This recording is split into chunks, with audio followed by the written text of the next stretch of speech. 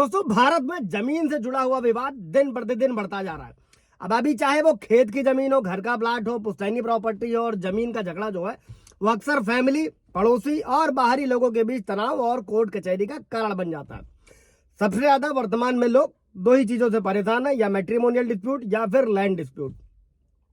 और बहुत से लोग ये जानते हैं दोस्तों कि उनका हक जमीन पर है, लेकिन ये नहीं जानते हैं कि कब, कहां और कैसे आईपीसी की कौन सी धाराओं का इस्तेमाल किया जाए, कैसे कब्जे को वापस पाया जा सके और कैसे अगली पार्टी पर कार्रवाई करी जा सके दोस्तों। और अगर आपने सही समय पर सही धारा की शिकायत नहीं करी तो आपका केस कमजोर पड़ सकता है, और कैसे आप कानूनी तरीके से अपनी संपत्ति को बचा सकते हैं दोस्तों, आज इस वीडियो में हम लोग यही समझने वाले हैं दोस्तों। और जमीन के मुख्य कारण भी समझेंगे जो इलीगल पोजीशन के हैं दोस्तों। जय हिंद, नमस्कार, मैं एडवोकेट आशीष मिश्रा। लाइक कर दीजिएगा, शेयर कर दीजिएगा, सब्सक्राइब कर दीजिएगा ताकि इन्फॉर्मेशन और लोगों को मिल सके दोस्तों। सबसे बड़ा जो है जो अवैध कब्जे के कारण है, पहले उनको समझते हैं। पहला है इलीगल एनरोचमेंट, अवैध कब्जा। दूसरा क्या है जो सबसे ज्यादा होता है, बंटवारे का विवाद, पार्टीशन डिस्प्यूट, फेक डॉक्यूमेंट्स या फिर रजिस्ट्री, फर्जी दस्तावेज, किराएदार या फिर पड़ोसी द्वारा जमीन पर दखल, उत्तराधिकार संबंधी विवाद दोस्तों सबसे ज्यादा।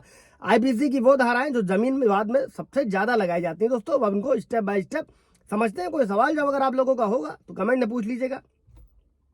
पहली धारा आईपीसी की धारा 441, इसको बोलते हैं आपराधिक अतिक्रमण, क्रिमिनल ट्रेसपास। अगर कोई व्यक्ति आपकी अनुमति के बिना आपकी संपत्ति में घुसता है या उसमें जबरन रहता है तो यह धारा उस पर लगाई जाती है दोस्तों। इसमें 3 महीने की जेल का प्रावधान है, या जुर्माना, या दोनों।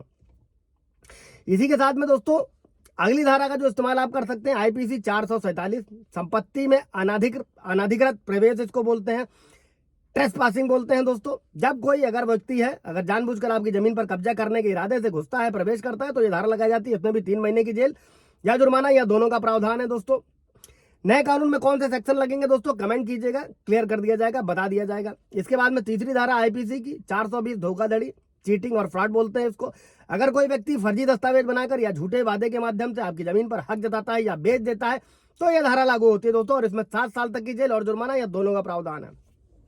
इसी के साथ में दोस्तों जो अगली धारा आप इस्तेमाल कर सकते हैं, आईपीसी 468, इसको बोलते हैं जालसाजी के इरादे से नकली दस्तावेज बनाना, अंग्रेजी में बोलते हैं फ्रॉडरी दोस्तों। अगर किसी ने जमीन के झूठे कागज तैयार किए तो यह धारा वहां पर लगेगी, 7 साल तक की जेल और जुर्माना या दोनों का प्रावधान है। इसके बाद में दोस्तों जब भी कभी लैंड डिस्प्यूट होता है, मारपीट होती है, झगड़ा होता है, तो क्या होता है, धमकी जरूर दी जाती है। ऐसे में आईपीसी की धारा 506, आपराधिक धमकी, क्रिमिनल इंटीमिडेशन। अगर कब्जाधारी या कोई पक्ष आपको डराने धमकाने की कोशिश कर रहा है तो यह धारा लगाई जाती है, 2 साल की जेल और जुर्माना या दोनों का प्रावधान है दोस्तों। अगली धारा ले लेते हैं आईपीसी की धारा 323। जब भी ऐसा कुछ इलीगल पोजीशन वाला केस होगा दोस्तों तो झगड़ा या मारपीट होने की पूरी संभावना होगी। ऐसे में 323 का इस्तेमाल तब होगा जब जमीन विवाद के दौरान मारपीट हो जाए, तो यह धारा भी जोड़ी जा सकती है दोस्तों। और इसी के साथ में दोस्तों जो जमीन विवाद होता है इससे जुड़े कई सारे सिविल कानून भी हैं। ये तो आपराधिक कानून हो गए दोस्तों जिनका इस्तेमाल आप तत्काल बेस पर कर सकते हैं। इसी के बाद में जमीन विवाद सिर्फ क्रिमिनल केस नहीं होते हैं बल्कि सिविल केस भी बन सकते हैं दोस्तों। इसके साथ एक और चीज समझिएगा दोस्तों, सुप्रीम कोर्ट का जजमेंट है, जमीन के मामलों में पुलिस का हस्तक्षेप नहीं होना है, आपको कोर्ट के थ्रू ही जाना है। बाकी इस वीडियो से आप लोग काफी कुछ क्लियर हो जाएगा। और इसी से जुड़े जो कानूनी प्रावधान है वो भी जानना जरूरी है। सबसे पहला सीपीसी के तहत परमानेंट इंजेक्शन, कोर्ट से आदेश ले सकते हैं, किसी को भी जमीन पर निर्माण या कब्जा करने से रोक सकते हैं।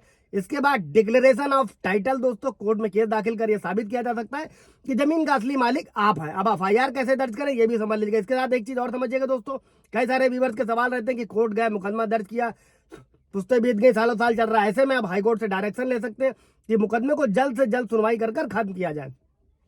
अभी बढ़ते हैं कि एफआईआर कैसे करानी है दोस्तों। सबसे पहले जो संपत्ति के कागज है, सबूत है, उनको पुलिस स्टेशन में दे, सही सेक्शंस के साथ में धाराएं दर्ज कराएं, सभी धाराओं का उल्लेख करें, 441, 47, 420 जो भी सब मैंने आपको बताया है।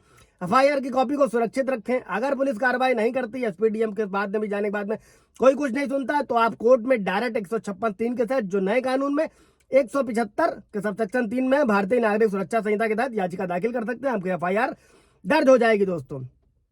अच्छा, आप 2-3 सवाल भी ले लेते हैं दोस्तों, कई सारे व्यूअर्स के रहते हैं, तो इसी वीडियो में क्लियर कर दे रहा हूं कि जमीन के झगड़े में तुरंत पुलिस एफआईआर करेगी। अगर मामला गंभीर हो जाता है दोस्तों, दस्तावेज सही है, तो पुलिस एफआईआर कर सकती है, किसी तरीके से गंभीर घटना अगर होती है दोस्तों, अन्यथा कोर्ट के आदेश की जरूरत ही पड़ती है। और आईपीसी की धारा 420, 468 क्या साथ साथ में लगाई जा सकती है? हाँ, अगर फर्जी दस्तावेज बनाकर धोखाधड़ी करी गई है तो ये दोनों धाराएं लागू होंगी दोस्तों।